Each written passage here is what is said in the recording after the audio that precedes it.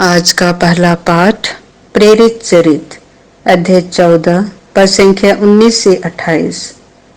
कलीसिया को बुलाकर वे बताने लगे कि ईश्वर ने उनके द्वारा क्या क्या किया। कुछ यहूदियों ने अंताकिया तथा इकोनिया से आकर लोगों को अपने पक्ष में मिला लिया। वे पौलुस को पत्थरों से मारकर और मरा समझकर नगर के बाहर घसीट ले गए। किंतु जब शिष्य पौलुस के चारों ओर एकत्र हो गए तो वह उठ खड़ा हुआ और नगर लौट आया। दूसरे दिन वह बरनबास के साथ देरबे चल दिया। उन्होंने उस नगर में सुसमाचार का प्रचार किया और बहुत से शिष्य बना लिए। इसके बाद वे लिस्त्रा और इकोनिया होकर अंताकिया लौटे। वे शिष्यों को ढाढ़स देते थे और यह कहते हुए विश्वास में दृढ़ रहने के लिए प्रोत्साहित करते थे कि बहुत से कष्ट सहकर हमें ईश्वर के राज्य में प्रवेश करना है। उन्होंने हर एक कलीसिया में पुरोहितों को नियुक्त किया और प्रार्थना तथा उपवास करने के बाद उन लोगों को प्रभु के हाथों सौंप दिया जिसमें वे लोग विश्वास कर चुके थे। वे पिसिदिया पार कर पंफिलिया पहुंचे और पेरजे में सुसमाचार का प्रचार करने के बाद अतालिया आए।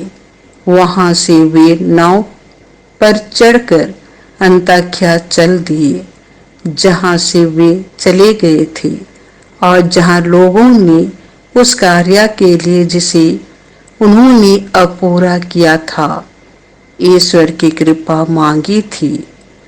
वहां पहुंचकर और कलीसिया की सभा बुलाकर वे बताने लगे कि ईश्वर ने उनके द्वारा क्या क्या किया और कैसे गैर यहूदियों के लिए विश्वास का द्वार खोल दिया।